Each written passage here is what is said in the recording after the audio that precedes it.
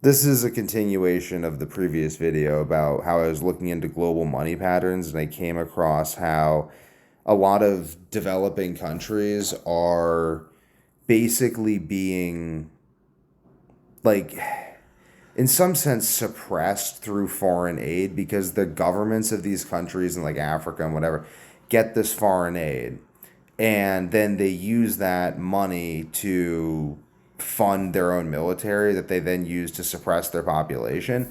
If they didn't have foreign aid, they couldn't do this, and then it keeps a destitute and impoverished population that they can pull slave labor from. And then there's just lots of, basically, you get high, like a lot. I think like humanitarian aid in some sense, like you're going to a foreign country and you're giving out food. You're putting someone who could sell that food in that country out of business. So you're preventing the country from developing. And then a lot of the people who work for those organizations are pedophiles. Like even if only like 10% of them are pedophiles, they estimate that it's that 3% of people are pedophiles.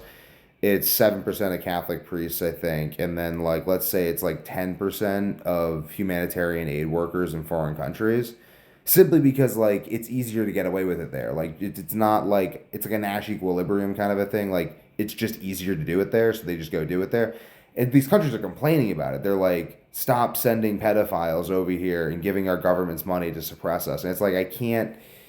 So this is how I come across this though, because I'll ask myself questions like, I wonder what the pervading economic issue of said nation is, like Cambodia, Democratic Republic of the Congo. Like I just think about the countries of the world. Like, I wonder what's going on here. Like Mexico has like all their people coming to the United States, so it has this brain drain effect on Mexico, and then.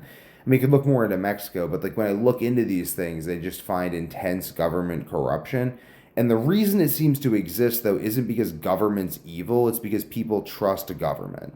Like, if you don't trust the government, it keeps the government honest, but people are just like, oh, the government. Like, how dare Elon Musk try to dismantle the government or something? I mean, that's just one example. I don't even really know what he's doing, actually. I just know people are complaining about him getting rid of, or like looking into stuff, and I'm like, that's what you want. But it's really a matter of government needs, like Jordan Peterson said that the United States is the people who wrestle with government in the same way Israel is those who wrestle with God.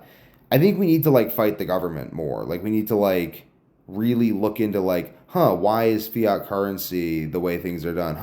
How is this banking thing working? Like, like is this stuff real?